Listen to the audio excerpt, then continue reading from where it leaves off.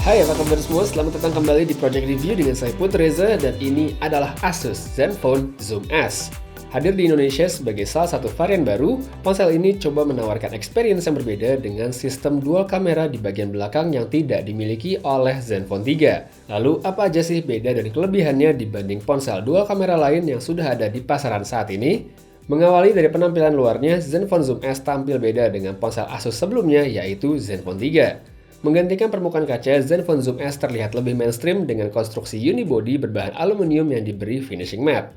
Terlihat keren dan elegan berkat warna birunya yang gelap. Cuma karena warnanya itu pula, ponsel ini jadi cukup mudah kotor sama bekas jari tangan yang berminyak.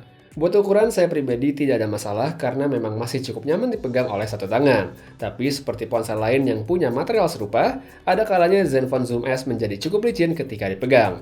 Bagusnya, Asus sudah menyertakan sebuah clear case pada setiap box Zenfone Zoom S, jadi masalah licin tadi paling tidak bisa diminimalisir atau mungkin dianggap tidak ada. Penempatan tombol fisik pada ponsel ini menurut saya sudah oke dengan tombol power dan volume yang semuanya ditempatkan di sisi kanan perangkat.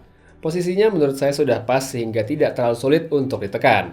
Sedangkan untuk pemindah sidik jari, posisinya tetap di bagian belakang dengan letak yang natural buat jari telunjuk. Akurasi dan kecepatannya juga sudah cukup baik, jadi tidak ada masalah untuk yang satu ini.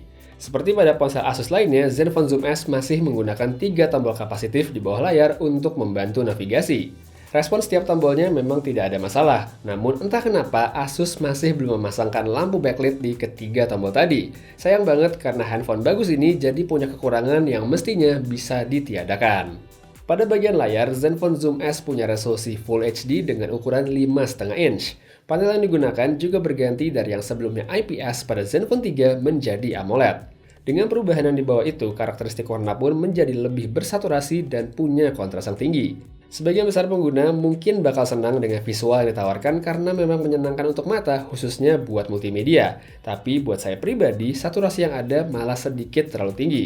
Untungnya, ada pilihan yang disediakan Asus untuk melakukan konfigurasi warna sehingga bisa mengatur tingkat saturasi. Oh ya, satu lagi terkait masalah layar yang punya garis putih, Asus mengkonfirmasi bahwa itu adalah problem hardware. Jadi seandainya kamu membeli dan unitnya menjadi salah satu yang kurang beruntung, tenang aja karena Asus memberikan solusi untuk perbaikan hardware atau penggantian unit baru. Untuk speaker, outputnya masih standar dan gak beda jauh sama Zenfone sebelumnya. Mode outdoor bisa saja diaktifkan untuk mendapatkan output yang lebih kencang. Cuma sebagai gantinya, kualitas akan menurun karena detail suara akan hilang dan banyak distorsi.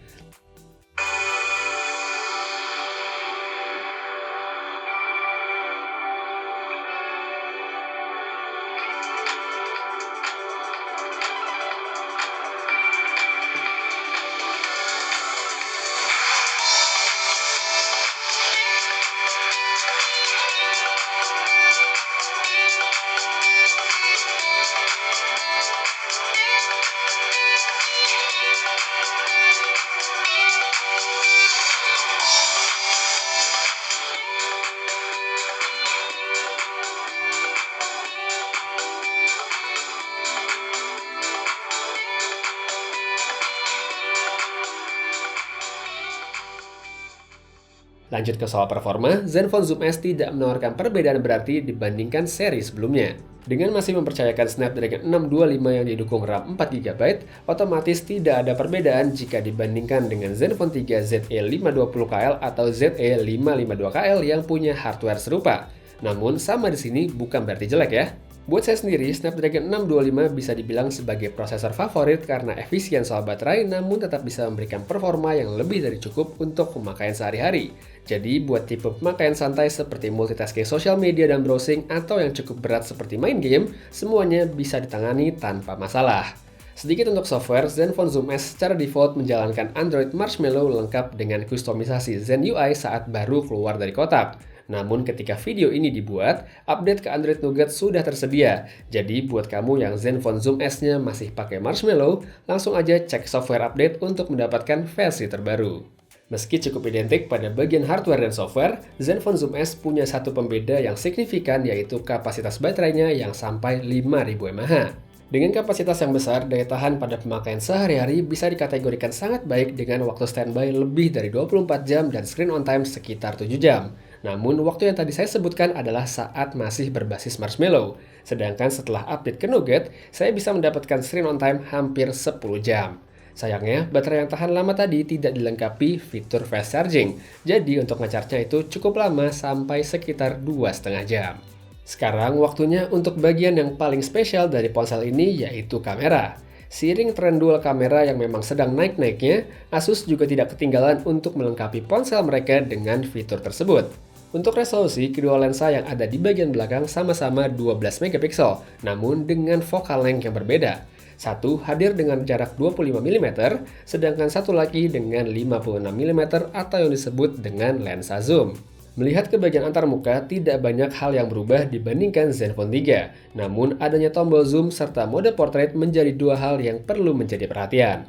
Buat fungsi zoom, mekanisme yang ada pada Zenfone Zoom S mirip dengan yang dipakai iPhone 7. Satu kali tap akan mengaktifkan lensa 56 mm yang tertuliskan 2,3 kali zoom, sedangkan satu tap lagi akan membuatnya zoom hingga 5 kali. Namun perlu diketahui bahwa hanya zoom 2,3 kali saja yang optikal, sedangkan yang 5 kali itu adalah digital atau seperti zoom standar yang biasa dilakukan di kamera ponsel pada umumnya. Buat hasil foto, apa yang bisa didapatkan lewat Zenfone Zoom S sudah bisa dikatakan bagus. Detail yang ditangkap oke, cuma warna menurut saya punya saturasi yang agak berlebih. Dynamic range juga secara umum sudah baik, cuma kadang perlu mengaktifkan HDR untuk mendapatkan detail pada bagian langit atau bagian yang gelap. Kemampuan kamera pada situasi low light juga sudah memuaskan karena bisa mengabadikan foto dengan kualitas yang baik. Terus buat fungsi zoom yang memakai lensa 56 mm, saya sudah puas karena pada banyak kesempatan bisa bekerja sebagaimana mestinya. Ketajaman fotonya dapat, detailnya juga oke, dan dengan hadirnya opsi zoom ini, saya pribadi seperti punya cara lain untuk melakukan framing untuk suatu objek. Lalu buat mode portrait, well hasilnya cuma bisa saya bilang cukup aja. Pada beberapa kesempatan, fitur ini memang bekerja dengan baik untuk memberikan efek blur pada foto. Namun karena efeknya ini adalah software, jadi ada kalanya bakal miss alias kelihatan kurang rapi. Beralih ke bagian depan, Zenfone Zoom S punya resolusi 13 megapiksel dengan aperture f2.0. Untuk ponsel yang nggak pakai label Perfect Selfie atau Selfie Expert, hasil fotonya sudah bisa dikategorikan bagus. Tone untuk warna kulitnya sudah oke dan kemampuan saat low light pun juga baik dan tidak mengalami penurunan kualitas yang berarti. Cuma sayangnya dynamic range-nya itu agak kurang, jadi kalau misalnya selfie seperti ini, langitnya bakal jadi putih sekalipun mode HDR sudah diaktifkan. Sebagai tambahan, Zenfone Zoom S yang sudah melakukan update ke Nougat juga mendapatkan fitur Beauty Live yang sebelumnya lebih dahulu hadir pada Zenfone Live. Jadi buat yang butuh makeup virtual saat buat live di Instagram atau Facebook, ponsel ini sudah bisa memfasilitasinya.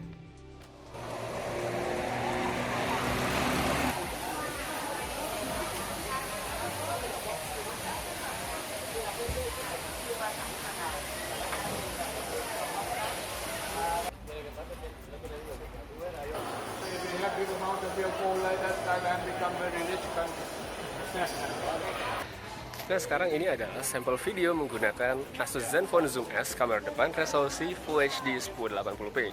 Jadi sekarang saya lagi ada di Wat Po di Bangkok. Ini adalah kuil yang terkenal dengan patung Buddha tidurnya. Jadi mungkin sebagian kamu udah tahu, sebagian kalau nggak tahu ya googling aja. Di sini ada berbagai exposure. Jadi ini handheld, di belakang ini terang, jadi kamu bisa lihat dynamic range-nya. Atau di sini yang lebih gelap. Nah, jadi ada bayangan gedung, jadi sini lebih terkontrol cahayanya. Gimana menurut kamu soal kualitas dari kamera depan Asus Zenfone Zoom S? Setelah lebih dari 1 bulan memakainya dari masih marshmallow sampai update ke Nougat, saya secara umum puas dengan Asus Zenfone Zoom S. Meski dari segi spesifikasi tidak mengalami banyak peningkatan, tapi adanya baterai yang tahan lama plus fitur kamera ganda sudah cukup untuk membuat saya betah memakainya selama lebih dari 1 bulan. Lalu melihat harganya yang ada di kisaran 5,4 jutaan, Zenfone Zoom S punya selisih yang tidak terpaut jauh dengan salah satu kompetitornya yaitu Oppo F3 Plus.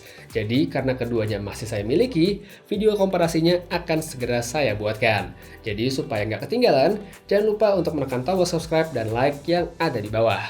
Oke, saya rasa sekian aja untuk review Asus Zenfone Zoom S. Terima kasih banyak udah nonton dan sampai ketemu lagi di video selanjutnya. Have a nice day.